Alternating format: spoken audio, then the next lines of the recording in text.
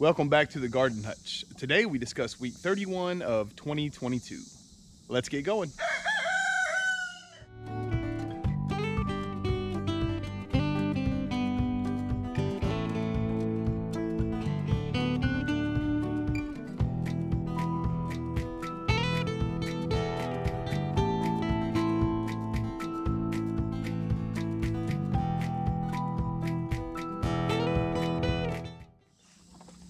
Well, week 31 was definitely a nice change of pace from the 2 months previous to that, right? So June and July were, essentially a drought. We didn't get, no measurable rain, I don't believe, from the beginning of June all the way through almost the end of July. It was super hot. I think it averaged like 98 degrees for those 8 weeks. So that was pretty crazy. This past week was in the low 90s. The humidity level is pretty high, so you kind of sweat every time you walk outside. But compared to what we have, I'll take it every time. This past week, we only had one day that was 100 degrees. Other than that, it was in the mid 90s, so it was better. The week coming up actually is going to be even better. So what we're hoping is heading in towards September, we have a lot more time to be able, that's, I guess, nice to be outside or even able to be outside. When it's 100 degrees, even if you want to go outside, you're taking a risk. You're literally taking your life in your own hands if you're outside for too long. So what we like to do is kind of balance it out. So I've started kind of moving my outside schedule back a little bit. The sun doesn't rise now until like 6:30. So even if I was getting up at 4 o'clock, besides watering, there really isn't a lot I'd be able to do outside. Since we got that rain last week, I've only had to water once, so that's awesome. Our water bill is really going to enjoy that.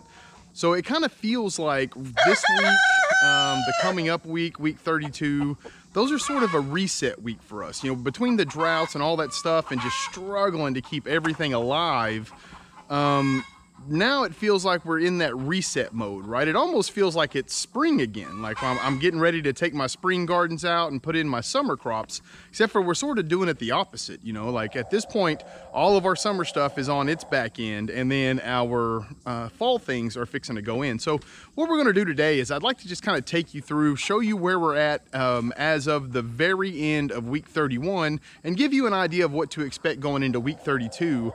A lot of it is just prep work for our fall, and I think this will be applicable for a lot of you folks out there.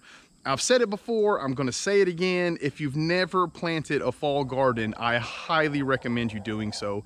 The amount of lettuce and beets and carrots and that sort of stuff that you can get between now and the end of the year is phenomenal.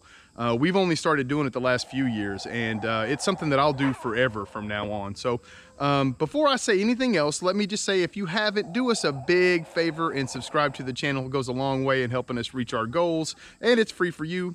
Also, if you like this video, give it one of those thumb up down there below. Okay, let's take a look. I do want to include this picking for this week, just because we got so many cherry tomatoes, a full basket of cherry tomatoes. We're still getting, several of the slicing cucumbers. So, of course, our cucumber and tomato salad is going strong, which of course we're happy about. We're getting a bunch of banana peppers and bell peppers. I picked these so that I can roast them with our cherry tomatoes to freeze for the winter. And I went ahead and pulled some basil. Those of you who saw last week, I wasn't feeling well, and so our basil went to flower, so I cut all of it off, and I'm going to go through and cut the leaves off of that and use that in this to make like a traditional Italian pasta sauce.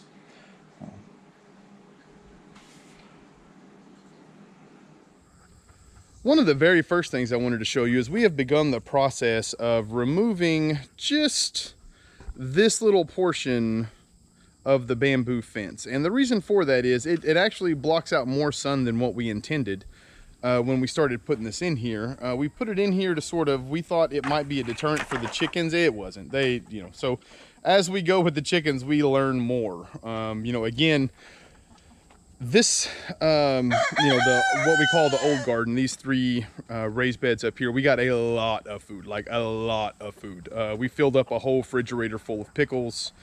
We've been giving pickles away. We're also getting tomatoes. Hopefully, we haven't actually seen the sweet potatoes yet, but we got a lot of those. And the entire part of the early spring was nothing but yellow squash from the bottom down there as well.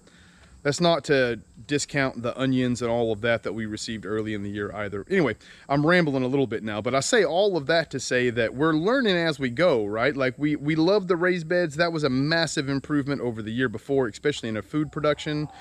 But we also increased our flock, and I wanted to kind of show you this because you can see what these beds look like as it goes along here, right? So luckily for us, these cucumbers over here, you can see they're kind of dying out already. These are a determinate variety. They have maybe 2 weeks left on them before all of the plants die off. Even the cucumbers that come off now, they're kind of, you know, they don't get very big, and they have odd shapes to them. That's how you can tell your determinate varieties are coming to an end. So the reason I'm saying all of this is because through this week, we're going to end up taking off the rest of this bamboo, and then we're going to take off this bamboo about halfway. We're going to just slide it right out of there, and then we're probably going to end up taking off down there at that corner, that little edge down there. And the reason for that is we would like to have, going forward, I don't want to give the chickens any purchase to be able to fly over the top of the chicken wire that we're going to be putting in to these beds down here.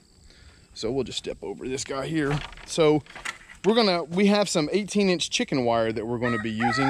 Look at this. Dadgum squash bug. I guess that's a noun and an adjective, right? Squash bug, sea bug, squash. So we're going to put the 18-inch chicken wire around here, and it works really well to keep the chickens out. It's worked really well in our onions and garlic beds before.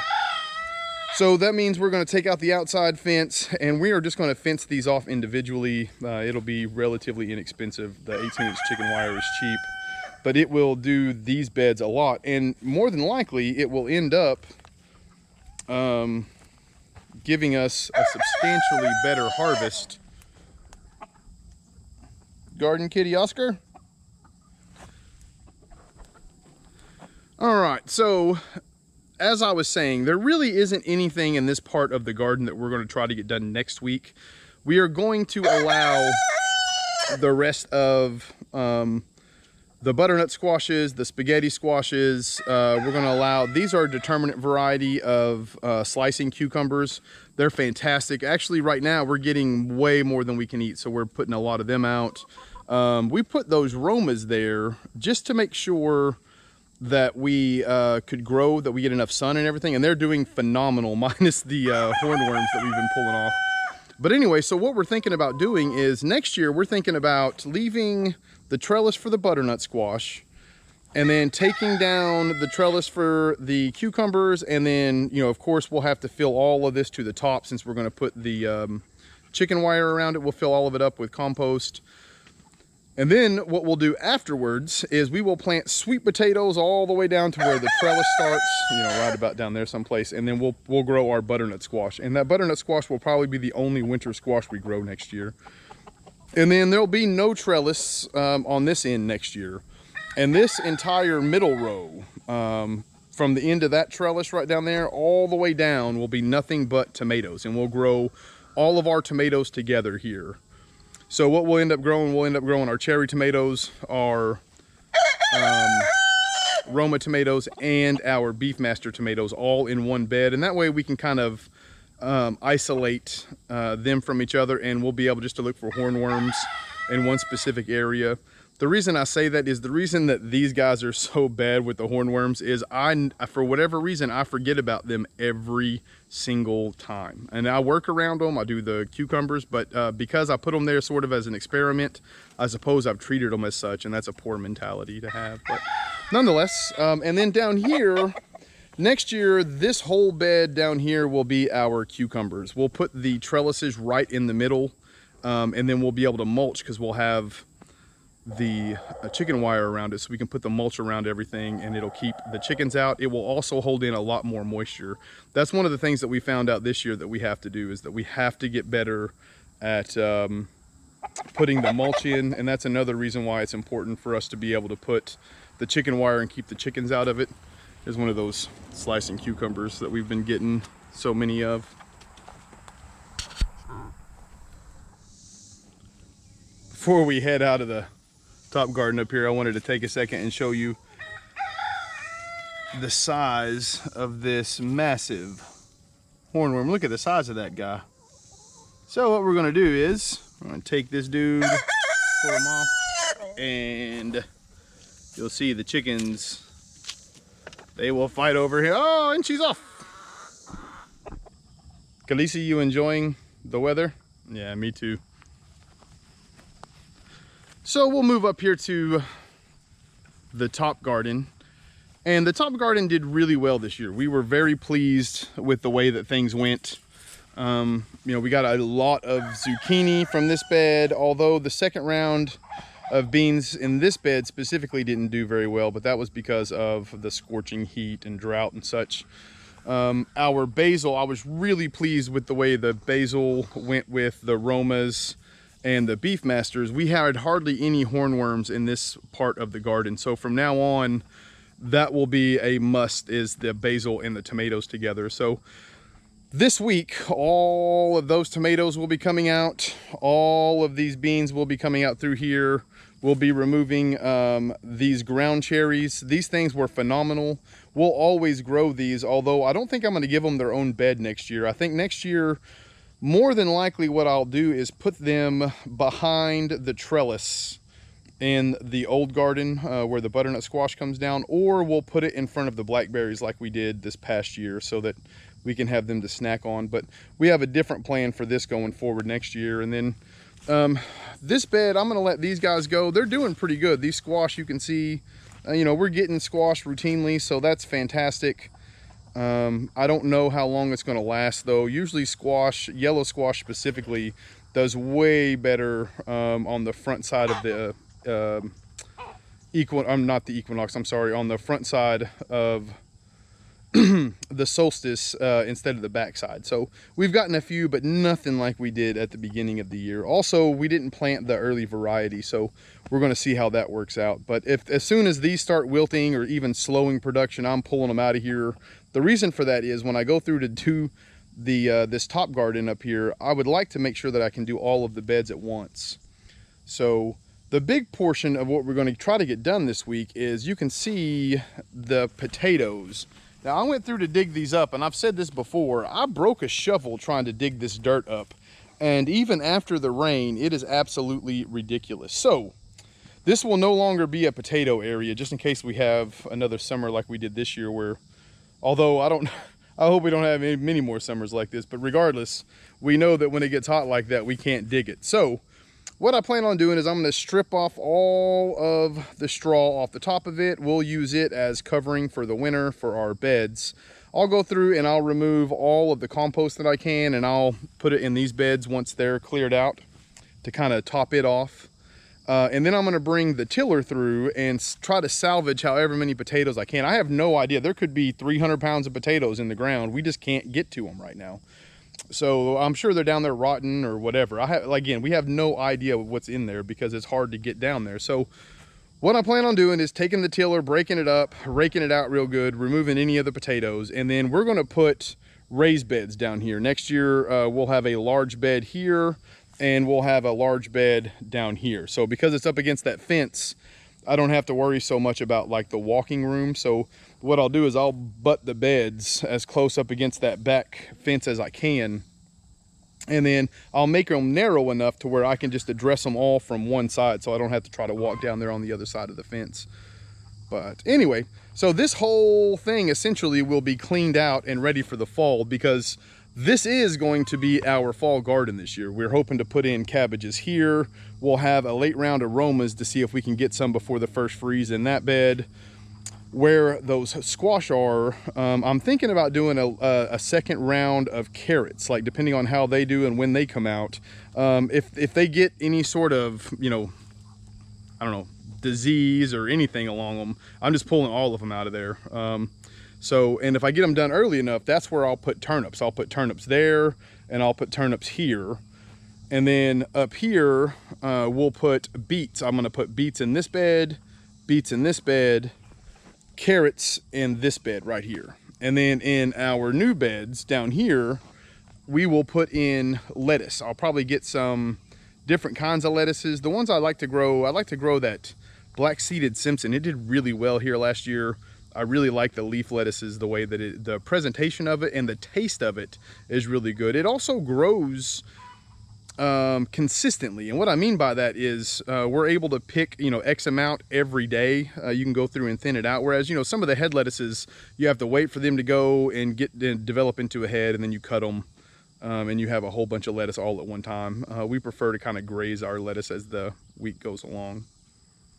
All right, on to the Pallet Garden. Okay, so the Pallet Garden, it's just putting right along. So we're still getting melons, we're still getting peppers, tomatoes, kale and stuff. Let's take a look around. So through here, we still haven't gotten one watermelon, but we've got a big one back there. We've got a couple large watermelons. Hopefully those come off soon. We're dying to try them off, try them out, not off. Leslie filling up the bird bath over there. The bees love this thing. Also, before the rain and such, we had birds down here wearing this guy out, so we had to fill it several times a day. There's a frog. Nice. All right, so our corn is coming along well. I did take some of the straw and put it around our corn stalks. We're starting to get the tassels and some of the ears, so that's always good. Those are looking good. You can see the chickens wear these leaves out. They don't eat them, they just come through, peck them, decide they don't like them and move on, but it still traumatizes the leaves. Our banana peppers are just stupid out of control. We've been eating banana peppers a lot. We'll continue to eat them a lot. And we are freezing several of these in bags. Like I said before, they make a fantastic pasta sauce. Just cook them down like you would a tomato, use an emulsion blender, maybe a little basil and onions, garlic, and you've got yourself fantastic sauce. Our kale still kicking. We do have, see this, just overnight, a couple of these guys turned brown. But I checked the stalks on them, and the stalks are still nice. There's no holes or anything, so that's good. We left several of the cayennes on here. You can see they're starting to turn red. Now, we don't eat the red cayennes.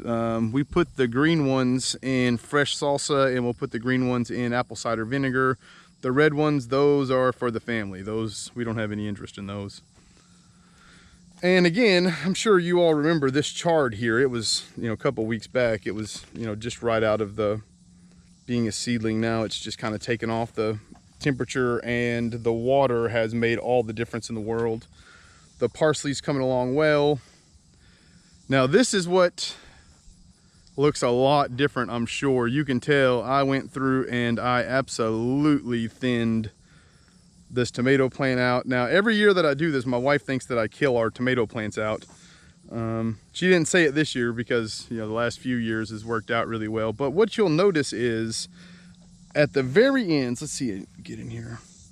Once you do this, you see how after you trim them, you start getting these clusters again. And what's gonna happen is it's gonna start its productivity almost all over. So you can see these guys, how many flowers there are on the end of this. So what we're hoping is heading into the end of August, it's gonna start cooling off. We'll start getting a lot more reliable rain from outside. Once that happens, this will bounce back and it will be just as full as it was before we trimmed it the last time. And again, that's barring any, you know, strange weather or any of that kind of stuff, which this year, there's no guaranteeing. Also, it's almost time. You can see these are the aromas that we're gonna put in for the fall garden. These are about 4 weeks old, 5 weeks old or so. No, I'm sorry. These are about 3 weeks old. At 5 weeks is whenever I want to fill these up. So, you know, I filled them halfway. What I'll do is I'll take off these, the first leaves on the bottom, you know, trim them to the true leaves. Then I'll just fill dirt in around them. And all that does is with tomatoes, it allows those little hairs you see on the stem to turn into roots. Gives it a much better chance of absorbing all the minerals and nutrients and things that it needs. And then over here, we have a cabbage coming up. I may have started the cabbage a little late. I'm hoping not, but you know, sometimes that happens. But cabbage is one of those things that can grow well into the winter. So if we're lucky, we'll be able to get our own cabbages in the ground as well. If not, then we'll just have to put something else in that bed. Before we moved on from the pallet garden up here, I just wanted to mention that we are not going to grow any fall vegetables in our pallet garden. What we're going to do is we're going to allow all of these vegetables to just kind of run out their cycle right up until the end of the fall, early winter. We'll remove all of the vegetables whenever that happens, and we're going to top them off, and then we're just going to line them with straw, and we're going to let them sit the whole winter.